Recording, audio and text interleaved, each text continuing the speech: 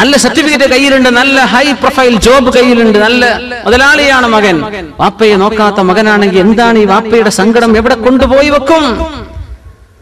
അപ്പോ സ്വന്തം ഉമ്മയുടെയും വാപ്പയുടെയും പുരക്ക് പോയി നിങ്ങൾ ഭക്ഷണം കഴിച്ചോളി, അതൊന്നും ഹറാമായി തിന്നുന്ന തീറ്റയല്ല, അതിലൊന്നും പ്രയാസപ്പെടേണ്ടതില്ല എന്ന് പരിശുദ്ധ ഖുർആൻ ഈ സൂറത്തു നൂറിൽ 61-ാമത്തെ ആയത്തിൽ പഠിപ്പിക്കുകയാണ്. ഖാലും അങ്കിളാണ്, ഖാലത്തും ആന്റിയാണ് ഇംഗ്ലീഷിൽ. പക്ഷേ ആര് ഏത് വഴിക്കുള്ള ബന്ധം എന്ന് അറബിയിലെ വളരെ ഭംഗിയാണ് അറബ് ഭാഷ. അമ്മ എന്ന് പറഞ്ഞ പിന്നീട് ഏത് അങ്കിൾ എന്ന് ചോദ്യം വരൂല. അത് വാപ്പയുടെ സഹോദരനെ അമ്മ എന്ന് പറയുള്ളൂ.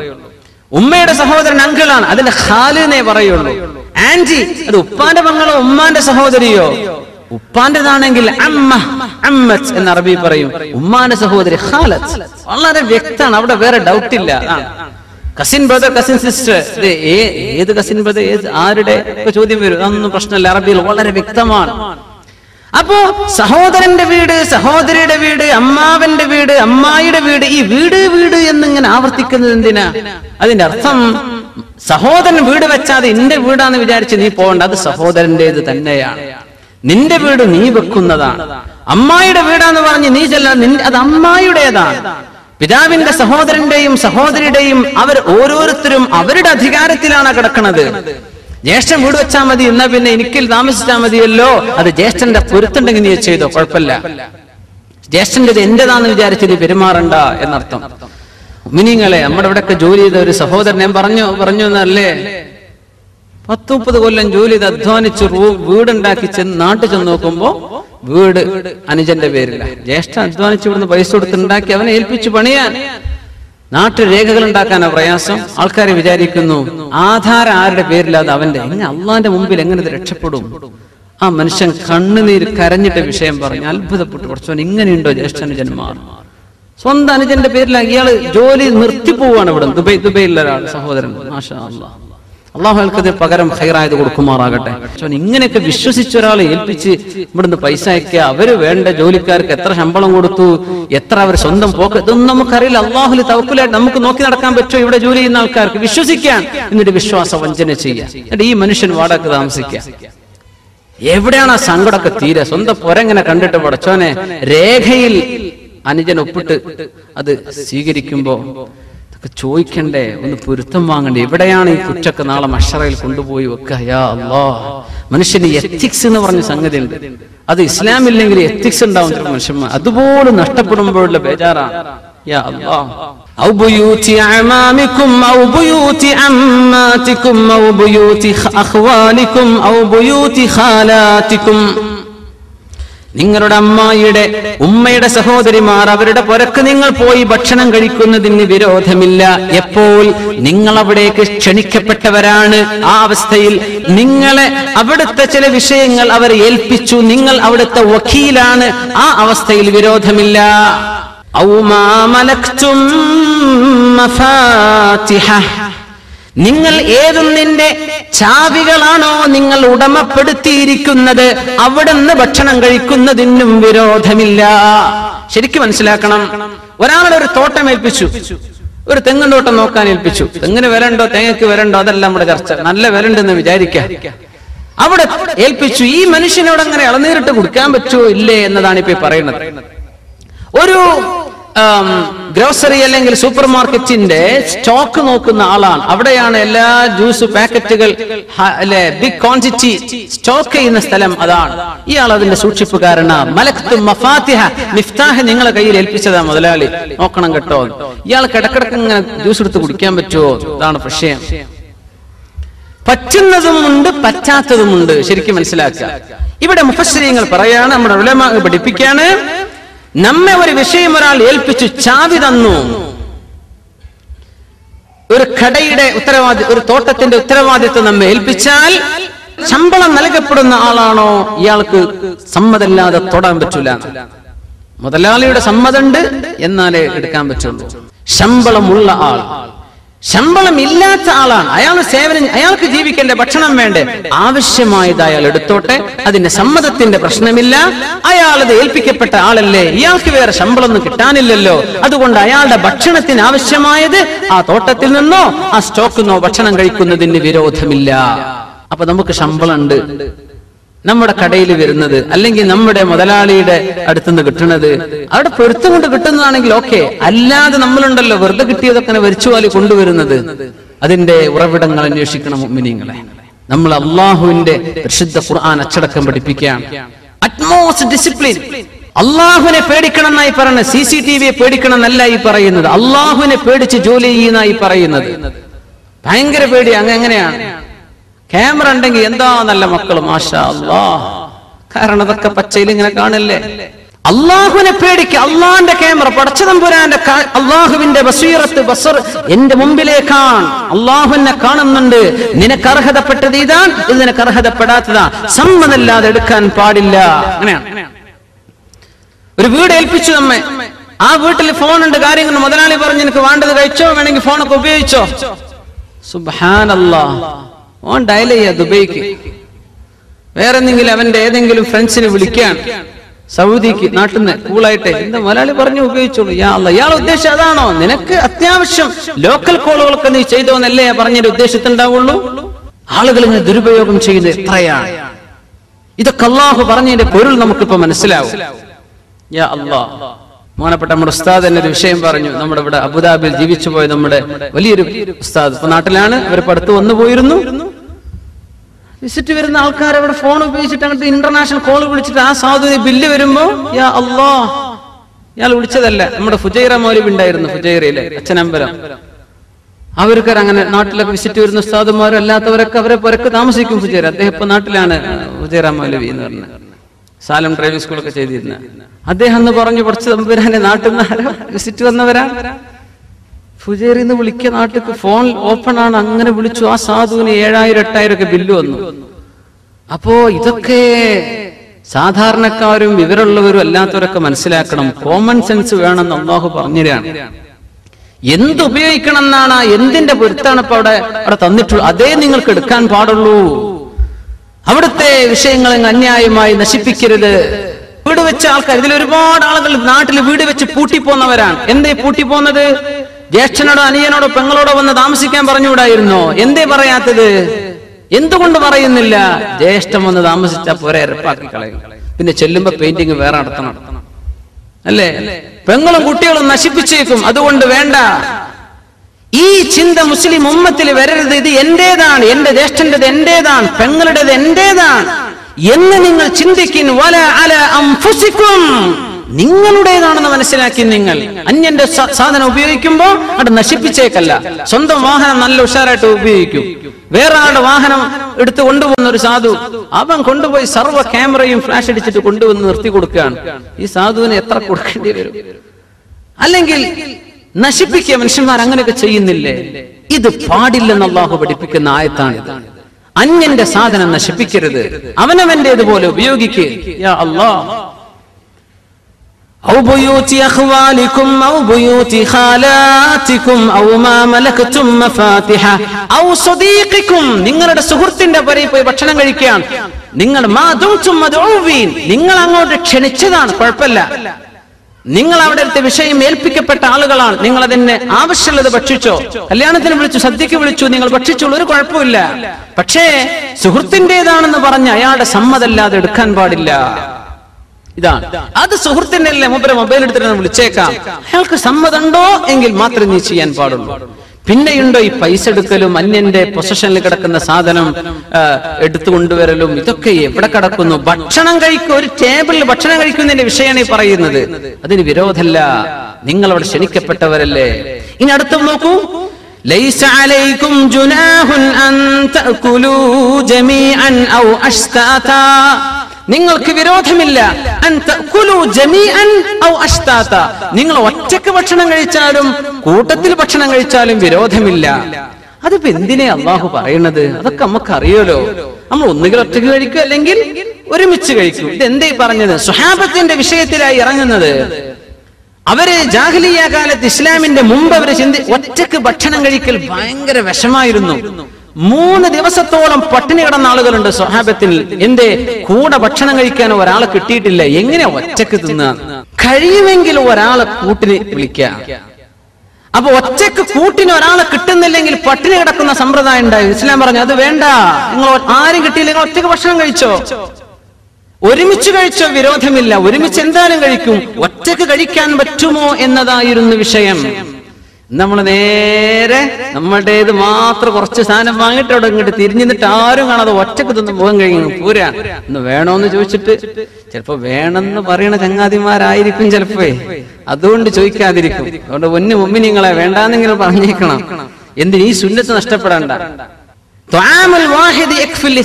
ഹദീസാണ് അല്ലെ, നിങ്ങൾ ഒരാളുടെ ഭക്ഷണം രണ്ടാക്കും അത് മതി എന്നാണ്. ഒരാളുടെ ഭക്ഷണമേ വാങ്ങിയിട്ടുള്ളൂ, ഒരാളും കൂടെ വന്നു, അൽഹംദുലില്ലാ നമുക്ക് രണ്ടാൾക്ക് ഷെയർ ചെയ്യാം, അങ്ങനെ കഴിച്ചോളി. രണ്ടാൾക്കുള്ള ഭക്ഷണം ഉണ്ടോ, മൂന്നാൾ വന്നാലും അത് ധാരാളമുണ്ട്. ഹദീസ് റസൂലുള്ളാഹി സ്വല്ലല്ലാഹു അലൈഹി വസല്ലം, മൂന്നാൾക്കുള്ള ഭക്ഷണം നാലാക്കും അത് തന്നെ ധാരാളമാണ്. നമ്മൾക്ക് എത്രയാ വെച്ചു കൂട്ടുന്നത്? 5 ആള് വരുന്ന് പറഞ്ഞാൽ 15 ആക്കുള്ള ചോറ് റെഡിയാണ്. സുബ്ഹാനല്ലാഹ്, അത് വേസ്റ്റ് ആക്കുക കുറ്റകരമാണ് മുഅ്മിനീങ്ങളെ, കുറ്റകരമാണ്. അപ്പോ ഒരാളുടെ ഭക്ഷണം രണ്ടാക്കും, രണ്ടാളുടെ മൂന്നാക്കും മതി എന്ന് പറഞ്ഞാൽ നമ്മൾ ഭക്ഷണം കഴിക്കുന്ന ഇടയിൽ 2 ആളങ്ങോട്ട് വന്നു, നമ്മൾ 5 പേരുണ്ട്, ഒരു 2 ആള് വന്നാൽ ആരും നോക്കാതെ തല താഴ്ത്തി തിന്നണ്ട, ഒന്ന് പറഞ്ഞേക്കണം, കൂടെ ഇരിക്കല്ലേ, ഒന്ന് കഴിച്ചേക്കണം. കാരണം അവര് തിന്നാലും ഇതിൽ ബറക്കത്ത് അല്ലാഹു തരുമെന്ന് റസൂലുള്ളാഹി സ്വല്ലല്ലാഹു അലൈഹി വസല്ലം. അതിലുണ്ട് 2 ആളുടേത് 3 ആൾക്ക് മതി, 3 ആളുടെ ഭക്ഷണം 4 ആക്കത് ധാരാളമാണ്. പിന്നെ ഇവിടെ മുഫസ്സിരീങ്ങൾ മറ്റൊരു കാര്യം പറയുന്നു, സുബ്ഹാനല്ലാഹ്, ഒരുമിച്ച് കഴിക്കുന്നതിന് വിരോധമില്ല,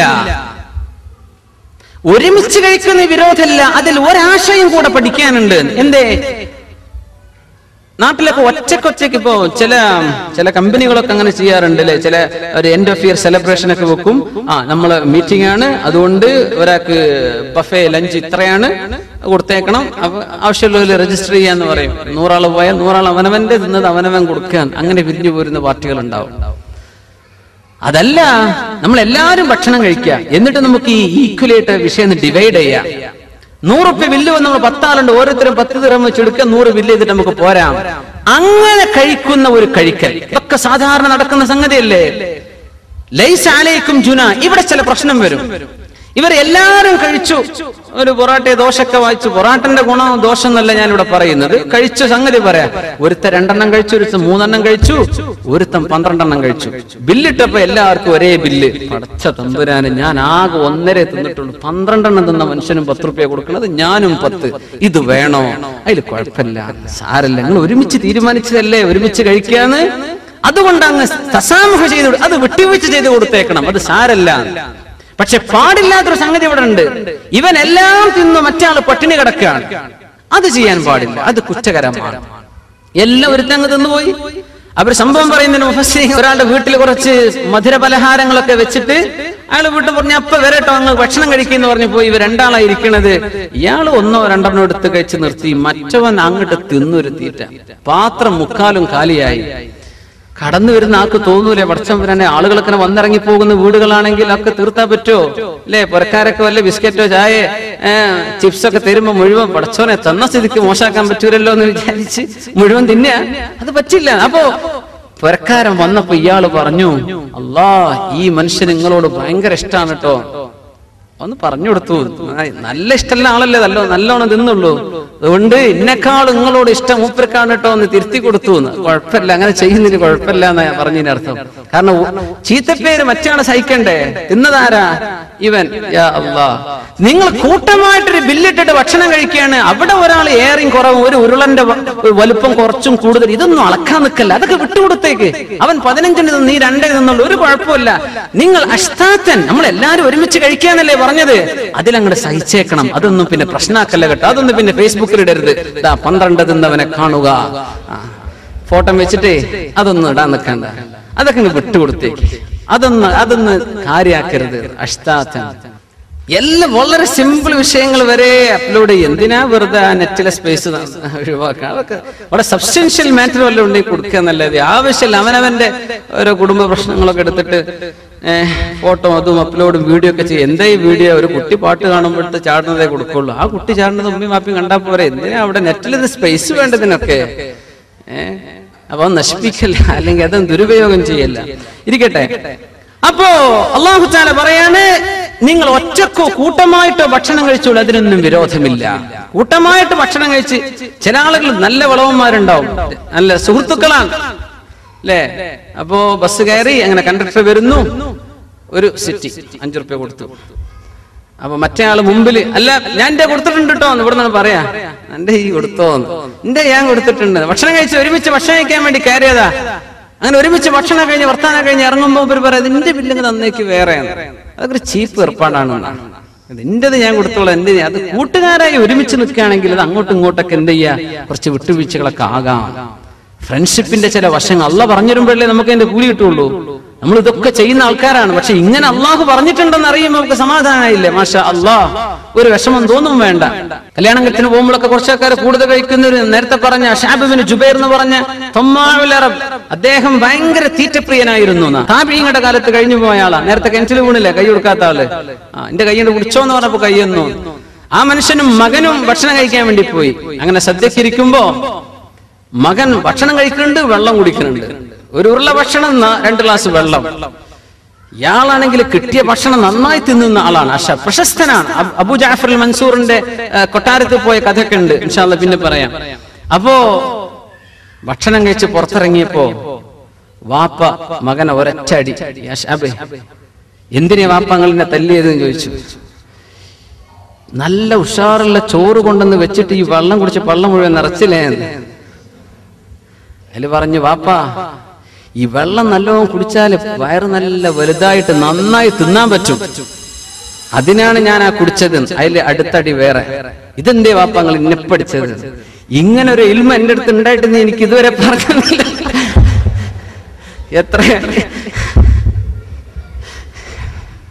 എത്ര കല്യാണം മിസ്സായി പോയി. കല്യാണത്തിന് വിളിച്ചാൽ ആൾക്കാർ നല്ലോണം തിന്നുന്ന ആൾക്കാരുണ്ടാവും, കുറച്ച് തിന്നുന്ന ആൾക്കാരുണ്ടാവും. അതൊക്കെ കല്യാണം നടത്തുന്ന ആൾക്കാർ സഹിച്ചേ പറ്റൂ. അതായി പറഞ്ഞതിന്റെ അർത്ഥം അവിടെ ഒന്ന് പ്രശ്നം ഉണ്ടാക്കരുത്. യാ അല്ലാ, 500 ആൾക്ക് ചോറ് വെച്ചിട്ട് ചോറ് തേഞ്ഞില്ലാന്നോ ഇതൊന്നും പറഞ്ഞ അവിടെ പബ്ലിസിറ്റി ചെയ്യല്ല. വന്ന ആള് ചിലപ്പോ 10 ആള്, ചിലപ്പോ 100 ആള്, ചിലപ്പോ ചെറുപ്പക്കാർ ചെക്കന്മാരൊക്കെ കോളേജ് കുട്ടികളൊക്കെ എന്ത് ചെയ്യും, നേരെ വരും. അവർക്ക് വിളിക്കേണ്ട ആവശ്യമൊന്നുമില്ല. നാട്ടിൽ അങ്ങനെയാണ്. ബൈക്കേറ്റ് വരും, അന്തസ്സിൽ വന്ന് വയറ് നിറച്ച് തിന്നു പോകും. അങ്ങനെയൊക്കെ കല്യാണം എത്രയോ കൊളാവുണ്ട്. അതൊന്നും ചെയ്തിട്ട് അത് ഹറാമാണ്. നിന്നെ ക്ഷണിച്ചിട്ടില്ല, അവിടെ പോകാൻ പാടില്ല.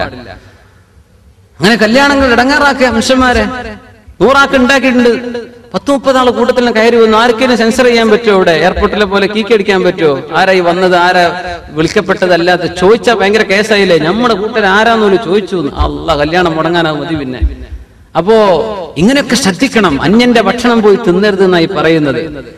ലാ തഅകുലു അംവാലകും ബൈനകും ബിൽ ബാത്തിൽ, നിങ്ങൾ അന്യായമായിട്ട് മറ്റുള്ളവന്റേത് തിന്നാൻ പാടില്ല. നിങ്ങൾ വിളിക്കപ്പെട്ടോ, നിങ്ങൾക്ക് പൊരുത്തുള്ള സംഗതിയാണോ, തിന്നോളൂ. അടുത്തൊരു വിഷയം കൂടെ അല്ലാഹു തആല പറയാ, ഫഇദാ ദഖൽതും ബുയൂതൻ ഫസല്ലിമു അലാ അൻഫുസികും തഹിയ്യതൻ മിൻ ഇൻദില്ലാഹി മുബാറകതൻ ത്വയ്യിബഹ കദാലിക യുബയ്യിനുല്ലാഹു ലകുമുൽ ആയാതി ലഅല്ലകും തഅഖിലൂൻ. ഫഇദാ ദഖൽതും ബുയൂതൻ, നിങ്ങൾ വീടുകളിലേക്ക് കയറി ചെല്ലുമ്പോൾ, ഫസല്ലിമു അലാ അൻഫുസികും, നിങ്ങളുടെ ശരീരത്തോട് നിങ്ങൾ സലാം പറഞ്ഞേക്കണം. വീട്ടിലേക്ക് കയറി ചെല്ലുമ്പോ ശരീരത്തോട്, ശരീരം എന്റെ കൂടെ അല്ലെങ്കിലേ ഉണ്ടല്ലോ. വീട്ടിൽ കയറി ചെല്ലുമ്പോ എന്നോട് ഒറ്റക്ക് അങ്ങനെ പറഞ്ഞിടന്നാ മതിയോ? ഇതല്ല ഈ പറഞ്ഞതിന്റെ അർത്ഥം.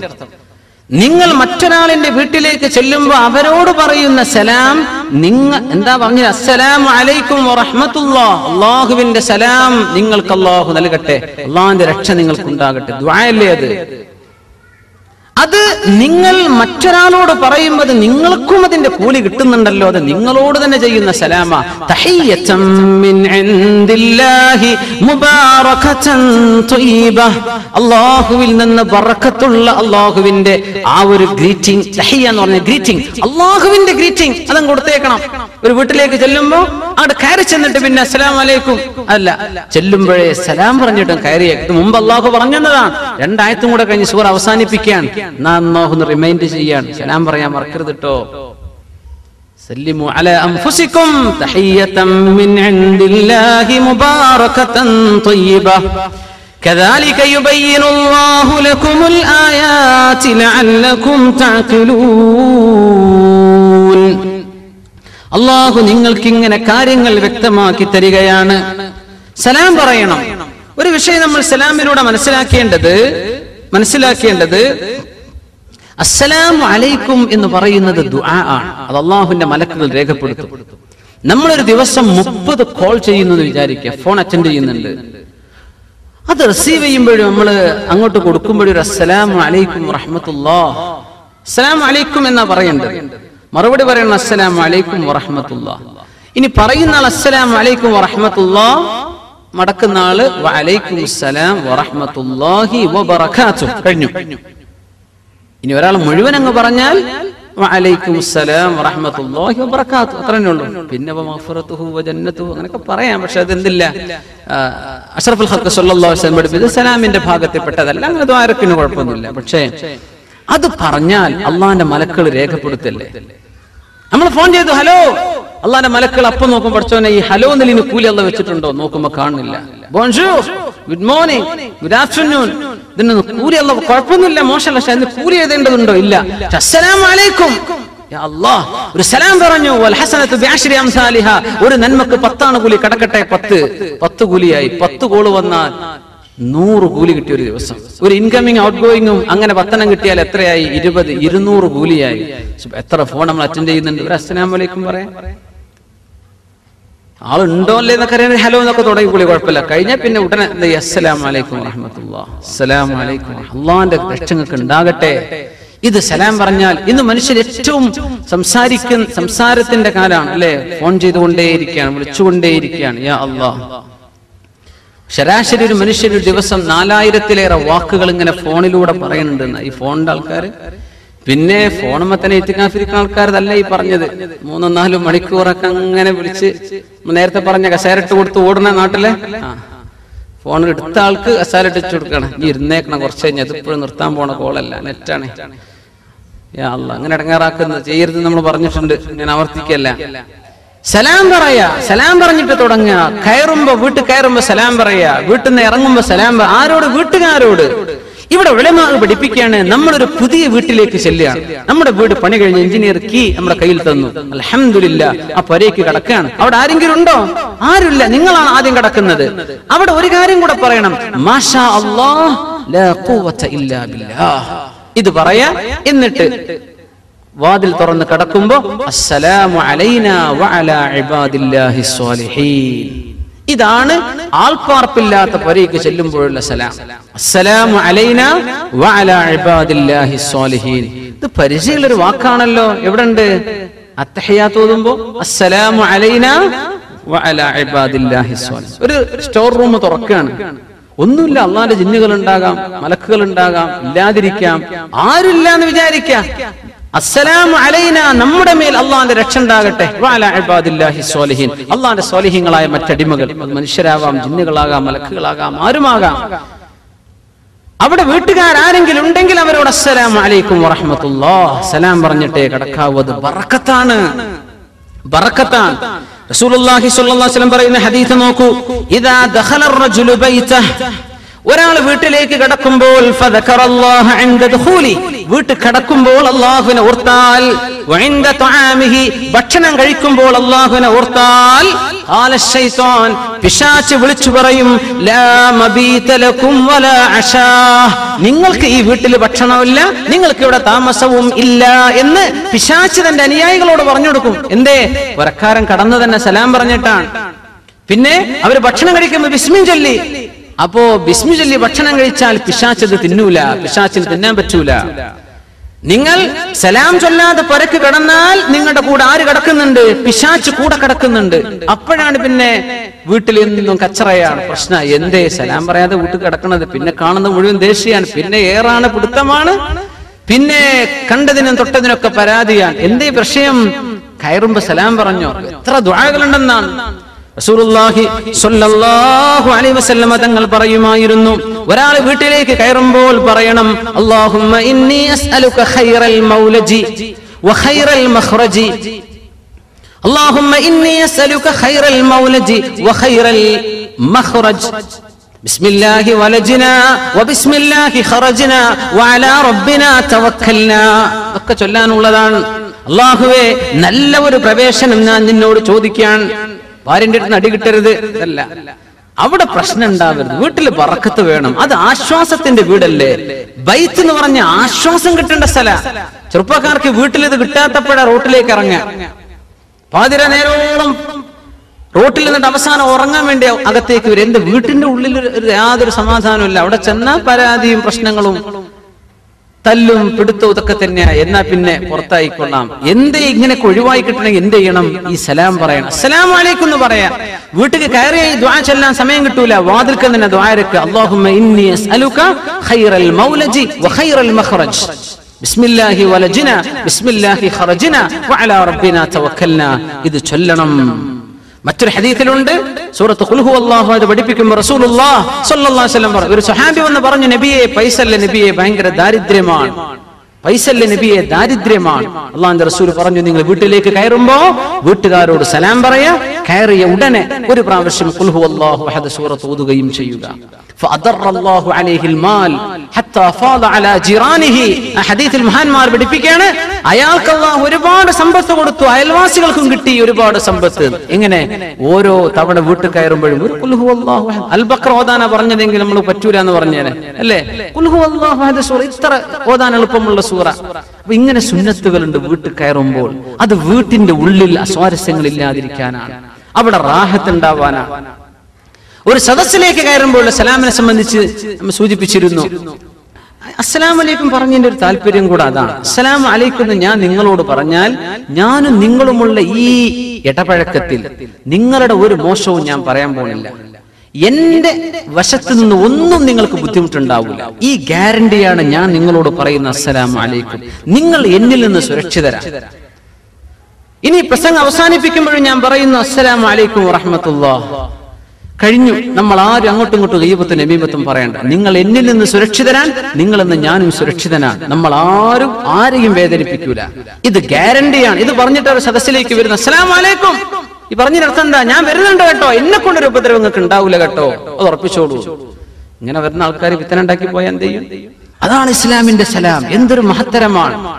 ഒരു സദസ്സിൽ മുസ്ലിമീങ്ങളും അമുസ്ലിമീങ്ങളും ഉണ്ടെന്ന് വിചാരിക്കുക, അവിടെ സലാം പറയണം, അസ്സലാമു അലൈനാ വഅലാ ഇബാദില്ലാഹി സ്വാലിഹീൻ, അല്ലെങ്കിൽ അസ്സലാമു അലാ മൻ ഇത്തബഅൽ ഹുദാ, സന്മാർഗം സ്വീകരിച്ചവർക്ക് രക്ഷ ഉണ്ടാകട്ടെ.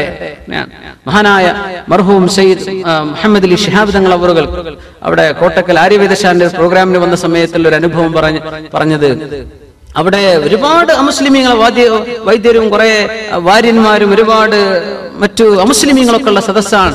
തങ്ങളുടെ സംസാരത്തിന് നേരം തങ്ങൾ അസ്സലാമു അലൈക്കും ആ സലാം, അവിടെ ഒരു നമസ്കാരന്റെ കൂപ്പുകൈ ഇങ്ങനെയൊക്കെ പറഞ്ഞ ആൾക്കാരുണ്ട്. നമ്മുടെ സ്വന്തം ആൾക്കാർ ജയ് ഹിന്ദു എന്ന് പറഞ്ഞ് കൈയടിച്ചിട്ട് പ്രസംഗം അവസാനിപ്പിക്കുക. മുസ്ലിമീങ്ങളാണ് അസ്സലാമു അലൈക്കും പറ, നീ അസ്സലാമു അലൈക്കും പറഞ്ഞു തുടങ്ങ്. നിന്റെ മുമ്പിൽ മുസ്ലിം ഒരാളുണ്ടോ ആ സലാം അയാൾക്ക് കിട്ടൂലേ? നിന്റെ നമസ്കാരം കൂപ്പുകയും നിന്റെ ഈ മുഷ്ടിയൊക്കെ ആർക്ക് വേണം? അത് ആർക്ക് ഉപകാരപ്പെടും? അസ്സലാമു അലൈക്കും തങ്ങളുടെ ആ ഒരു ഭയങ്കര സംഭവം. ആ ഒരു സദസ്സിൽ മുസ്ലിങ്ങളുണ്ട്, കോട്ടക്കൽ അങ്ങാടിയല്ലേ, അമുസ്ലിമീങ്ങൾ ധാരാളമുണ്ട്. ആ പരിപാടി ആര്യവേദശാന്റെ പ്രോഗ്രാം, യാ അല്ലാഹ്, അതിന്റെ ഒരു വാർഷിക പരിപാടി. അസ്സലാമു അലൈക്കും വറഹ്മത്തുള്ളാഹി. തങ്ങളുടെ ആ ശൈലിയിൽ സലാം പറഞ്ഞിട്ട് തന്നെ തുടങ്ങുന്നത്. യാ അല്ലാഹ്, സലാം പറയും. അള്ളാഹുവിന്റെ രക്ഷക്കുള്ള പ്രാർത്ഥനയാണ്. അത് മുഅ്മിനീങ്ങൾക്ക് ലഭിക്കണം. ഫസല്ലിമു അലാ അൻഫുസികും തഹിയ്യതൻ മിൻ ഇൻദില്ലാഹ് മുബാറകതൻ ത്വയ്യിബ. സലാം എന്ന് പറഞ്ഞത് മുബാറക്കാണ്, ബറക്കത്തുള്ളതാണ്. ത്വയ്യിബ ഏറ്റവും പരിശുദ്ധമാണ്. അതിലും നല്ലൊരു ഗ്രീറ്റിംഗ് നമുക്ക് ഒരാൾക്കും കൊടുക്കാൻ പറ്റൂല. ഗുഡ് മോർണിംഗ് എന്നൊക്കെ പറഞ്ഞോളി, ശുഭ പ്രഭാതം ഉണ്ടാകട്ടെ എന്നൊരു ആശംസ തന്നെയാണത് അല്ലെ? ഗുഡ് ഈവനിങ് എന്ന് പറഞ്ഞാൽ അതന്നെ ഒരു നല്ല ഒരു ആഫ്റ്റർനൂൺ ഉണ്ടാകട്ടെ എന്നൊക്കെ, അല്ലെങ്കിൽ വൈകുന്നേരം രാത്രി എന്നൊക്കെ ആകട്ടെ. പക്ഷേ മുസ്ലിമീങ്ങൾ പറയേണ്ടത് എന്താ? അസ്സലാമു അലൈക്കും വറഹ്മത്തുള്ളാഹി. അള്ളാഹു നമ്മെ സഹായിക്കുമാറാകട്ടെ. സലാം നല്ലോണം വർദ്ധിപ്പിക്കും മുഅ്മിനീങ്ങളെ. സ്വന്തം ഗ്രൂപ്പുകാർക്ക് മാത്രം സലാം പറയുന്ന കാലാണ്. സ്വന്തം ഗ്രൂപ്പുകാർക്കും അല്ലാത്തോടും ഉണ്ടാകുന്നു ഇസ്ലാം ആരെ ഇസ്ലാം എന്ന് ഓർത്ത് അഹ്ലുസുന്ന വൽ ജമാഅത്തിന്റെ അഖീദയിലുള്ള മുസ്ലിമീങ്ങളോട് മറ്റൊരു ഗ്രൂപ്പുകാരൻ പറയും സലാം പറയാൻ പാടില്ല. മൂപ്പരെ പിന്നെ നിസ്കാരം ശരി, എന്തേ പ്രശ്നം? മൂപ്പരെ നമ്മളാൾ അംഗീകരിക്കണില്ല. യാ അല്ലാഹ്, അള്ളാന്റെ ദീനല്ലേ നമ്മളിപ്പോ. അഫ്ഷു സലാം, സലാം പറഞ്ഞേക്കണം. അബ്ദുല്ലാഹി ഇബ്നു മസ്ഊദ് റളിയല്ലാഹു അൻഹു പറയാണ്, ഞാൻ കൊതിച്ചു പോവുകയാണ് ഞാൻ പറയുന്ന സലാം ആരും മടക്കാതിരിക്കട്ടെ. അപ്പൊ ആൾക്കാർ, പടച്ചോനെ നിങ്ങൾ സലാം മടക്കാതിരിക്കേ? അതെ, നിങ്ങൾ മടക്കാതിരുന്നാൽ അള്ളാഹു എനിക്കതിന് മറുപടി പറഞ്ഞുതരും. അള്ളാഹുവിന്റെ സലാം എനിക്കുണ്ടാവും. ഇത് നിങ്ങൾ പറയുമ്പോൾ നിങ്ങളുടേതല്ലേ കിട്ടുന്നുള്ളൂ, എനിക്ക് അള്ളാന്റെ മറുപടി കിട്ടും. ഞാൻ കൊതിച്ചു പോകാറുണ്ടെന്ന് അബ്ദുല്ലാഹി ഇബ്നു മസ്ഊദ് റളിയല്ലാഹു അൻഹു. അഫ്ഷു സലാം, തന്റെ പരിചയക്കാരോട് മാത്രം സലാം പറയുന്ന കാലം അന്ത്യനാളിന്റെ അടയാളമാണെന്ന് നബിയുനാ റസൂലുള്ളാഹി സ്വല്ലല്ലാഹു അലൈഹി വസല്ലം. ഖിയാമത്ത് നാളാണ് ഈ വരുത്തി വെക്കുന്നത്. സ്വന്തം അനുയായികൾ, നമ്മൾ മെമ്പർഷിപ്പ് ഉള്ള ആളോട് മാത്രം സലാം പറഞ്ഞാൽ മതി. എന്ത് ദീനാ ഇത്? എന്ത് ദീനാണ്? ദീനാണോ ഈ പറയുന്നത്? അള്ളാന്റെ ദീനാണോ ഈ പറയുന്നത്? അഫ്ശുസ്സലാം, മുഅ്മിനീങ്ങളോട് സലാം പറഞ്ഞേക്കണം. ജനങ്ങൾക്ക് ഭക്ഷണം കൊടുക്കിൻ. ജനങ്ങൾ ഉറങ്ങുന്ന നേരത്ത് എഴുന്നേറ്റ് തഹജ്ജുദ് നിസ്കരിച്ചേക്കണം. തദ്ഖുലുൽ ജന്നത ബിസലാം, അന്തസ്സിൽ സ്വർഗ്ഗത്തിൽ പോകാമെന്ന് റസൂലുള്ളാഹി സ്വല്ലല്ലാഹു അലൈഹി വസല്ലം. മുഅ്മിനീങ്ങളെ സലാം പറയണം, വീട്ടിൽ കയറുമ്പോ സലാം. ഇനി നമ്മൾ ഖുർആൻ ക്ലാസ് കഴിഞ്ഞ് പോവാണ്, വീട്ടിൽ ആരുമില്ല, റൂമിൽ ആരുമില്ല, നമ്മൾ എന്ത് സലാമ പറയപ്പോ?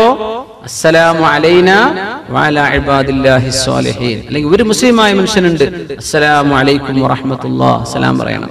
പള്ളിയിലേക്ക് വരുമ്പോ പള്ളിയിൽ ഒരു ഖുർആൻ ക്ലാസോ ഇൽമിന്റെ സദസ്സോ നടക്കുന്നുണ്ടെങ്കിൽ അവിടെ സലാം പറയൽ മഹ്ദൂറാണ്. മഹ്ദൂർ എന്ന് പറഞ്ഞാൽ ഹറാം, പറയാൻ പാടില്ല. ഒരു ഖുർആൻ ക്ലാസ് നടക്കുക, അസ്സലാമു അലൈക്കും, പള്ളിയിൽ പറ്റൂല കേട്ടോ. നിങ്ങൾ സദസ്സിലും വേണേ പറഞ്ഞോളി, കേൾക്കുന്ന ഒരു മറുപടി പറയും വേണം. പക്ഷേ ഒരു പള്ളിയിൽ ഇൽമിന്റെ മജ്ലിസ് നടക്കുമ്പോൾ സലാം പറയരുത്. പള്ളിയിൽ നിസ്കാരത്തിന് ഇഖാമത്ത് കൊടുത്താൽ അവിടെ സലാം പറയരുത്. പള്ളിയിൽ ഒരാൾ ഖുർആൻ ഓതിക്കൊണ്ടിരിക്കുകയാണ് ഉറക്കെ, ആ ഖുർആന് തടസ്സമാകുന്ന രീതിയിൽ സലാം പറയാൻ പാടില്ല. ഇത് മൂന്നും നടക്കണില്ല. അവിടെ ഒരു മുസ്ലിമായ മനുഷ്യർ ഇരിക്കുന്നുണ്ട്, അസ്സലാമു അലൈക്കും വറഹ്മത്തുള്ളാഹി. നിങ്ങൾ ദഖൽതും ബുയൂതൻ, വീട്ടിലേക്ക് എന്ന് വന്നാൽ ആ ബുയൂത്ത് എന്ന വാക്കിന് മുഫസ്സിരീങ്ങളിൽ ഒരു വിഭാഗത്തിന്റെ അഭിപ്രായം അൽ മസാജിദ്, അല്ലാഹുവിന്റെ പള്ളികളിലേക്ക് വരുമ്പോൾ സലാം പറയണം എന്നാണ്. എപ്പോഴാണ് പറയേണ്ടത്? അവിടെ ഒരു ഇൽമിന്റെ സദസ്സ് നടക്കണില്ല, നിസ്കാരത്തിന് ഇഖാമത്ത് കൊടുത്തിട്ടില്ല, നിസ്കാരം നടക്കുന്നില്ല, പിന്നെ അവിടെ ഒരു ഖുർആൻ ഓത്ത് നടക്കണില്ല എങ്കിൽ നിങ്ങൾ അവിടെ സലാം പറഞ്ഞേക്കണം. നിസ്കാരമൊക്കെ കഴിഞ്ഞിട്ട് അസ്സലാമു അലൈക്കും വറഹ്മത്തുള്ളാഹി എന്ന് എല്ലാവരും പറഞ്ഞ് ഇങ്ങനെ സ്വസ്ഥമായിട്ട് ഇരിക്കുമ്പോ ചിലർ കാണാം അസ്സലാമു അലൈക്കും, അങ്ങനെ സലാം പറയണ്ട. അത് ദിക്ർ ചൊല്ലുന്ന നേരമാണ്, നിസ്കാരം കഴിഞ്ഞിട്ട്. സലാം പറയലപ്പോഴാ? നിങ്ങൾ കടന്നു വരുമ്പോഴാണ്. നിങ്ങൾ വരുമ്പോ സലാം പറയും. ഞാൻ വരുന്നുണ്ട് കേട്ടോ, എന്നെ കൊണ്ട് ഒരു ഉപദ്രവം നിങ്ങൾക്ക് ഉണ്ടാവില്ല കേട്ടോ, അതാണ് പറയുന്നത്. നമുക്ക് ശരിക്കും ഓർമ്മ വേണം. തിരിച്ചു പോകാൻ ഞാൻ പോവാണ് കേട്ടോ, നിങ്ങളെ പറ്റി ഒരു ഗീബത്ത് നിമിത്തം ഞാൻ പറയൂല കേട്ടോ. എന്നിൽ നിന്ന് നിങ്ങൾ സലാമത്താണ്, നിങ്ങൾ സുരക്ഷിതരാണ്. യാ അല്ലാഹ്, ഇങ്ങനെ മഹിതമായ അഖ്ലാഖുകൾ, സംസ്കാരമാണ് അല്ലാഹു പഠിപ്പിച്ചു തരുന്നത്. കദാലിക യുബയ്യിനുല്ലാഹു ലക്കുമുൽ ആയാതി ലഅല്ലക്കും തത്തഖൂൻ. നിങ്ങൾ അല്ലാഹുവിനെ സംബന്ധിച്ച് നല്ല ബോധം ഉണ്ടാവാൻ വേണ്ടി അല്ലാഹു സുബ്ഹാനഹു വ തആല യുബയ്യിനുല്ലാഹു ലക്കുമുൽ ആയാത്, അല്ലാഹു നിങ്ങൾക്ക് ദൃഷ്ടാന്തങ്ങൾ വ്യക്തമാക്കി തരികയാണ്. ലഅല്ലക്കും തഅഖിലൂൻ, നിങ്ങൾ ചിന്തിക്കാൻ വേണ്ടി. അല്ലാഹു തആല നമുക്ക് കാര്യങ്ങൾ മനസ്സിലാകാൻ അല്ലാഹു നമുക്ക് ഇൽമും അമലിന് തൗഫീഖും അല്ലാഹു നൽകി അനുഗ്രഹിക്കുമാറാകട്ടെ. അപ്പോ ഒരു കാര്യം കൂടെ ചേർത്ത് നമ്മൾ മനസ്സിലാക്കേണ്ട വിഷയം, ഭക്ഷണം കഴിക്കുമ്പോ ബിസ്മില്ല, വെള്ളം കുടിക്കുമ്പോ ബിസ്മി ചൊല്ലുക, വീട്ടിൽ കയറുമ്പോ സലാം ചൊല്ലുക. പിശാച് അല്ലെങ്കിൽ അവിടെ ഇടപെടും. സമയമില്ലാത്തത് കൊണ്ടാണ് എനിക്കൊരു കാര്യം കൂടെ ചേർത്ത് പറയേണ്ടിയിരുന്നു. നിങ്ങൾ എന്നെ ശപിക്കാൻ തുടങ്ങും. ഒരു കാര്യം കൂടെ പറയട്ടെ, ഒരു കാര്യം കൂടെ പറയാണ്. ഭക്ഷണം കഴിച്ച് വയറ് നിറയാത്തൊരു വിഷയം വരുന്നത് എപ്പോഴാണെന്നറിയോ? ബിസ്മി ചൊല്ലാതെ തിന്നുമ്പോഴാണ്. ദാഹിച്ചിട്ടും കുടിച്ചിട്ട് ദാഹം മാറുന്നില്ല, ബിസ്മി ചൊല്ലാതെ കുടിക്കുമ്പോഴത് ഉണ്ടാവുക. ഭാര്യയുമായി ഭാര്യ ഭർത്തൃ ബന്ധത്തിൽ ഏർപ്പെടുന്നു, ഇയാൾക്കത് മതിയാവണില്ല, ഇയാളിതൊരു കലാപരിപാടിയാണെന്ന വിചാരം. സുബ്ഹാനല്ലാഹ്, എന്താ വിഷയം? അവരുമായി ഇടപെടുമ്പോ ഒരു ദുആ പഠിപ്പിച്ചിട്ടുണ്ട് റസൂലുള്ളാഹി സ്വല്ലല്ലാഹു അലൈഹി വസല്ലം. അല്ലാഹുമ്മ ജന്നിബിനിശ് ശൈത്വാൻ, അല്ലാഹുമ്മ ജന്നിബിനശ് ശൈത്വാൻ വജന്നിബിശ് ശൈത്വാന മാ റസഖ്തനാ. പടച്ചോനെ, ഞങ്ങൾ രണ്ടുപേരെയും പിശാചിൽ നിന്ന് അകറ്റണമേ. ഞങ്ങൾക്ക് നീ എങ്ങാനും ഒരു കുഞ്ഞിനെ വിധിച്ചാൽ ആ കുഞ്ഞിനും പിശാചിന്റെ ഉപദ്രവം വരാതെ കാക്കേണമേ എന്ന് ദിക്ർ ചൊല്ലിയിട്ടേ ഭാര്യ ഭർത്താക്കന്മാർ ബന്ധപ്പെടാൻ പാടുള്ളൂ. അങ്ങനെ ചെയ്തില്ലെങ്കിൽ എന്താ?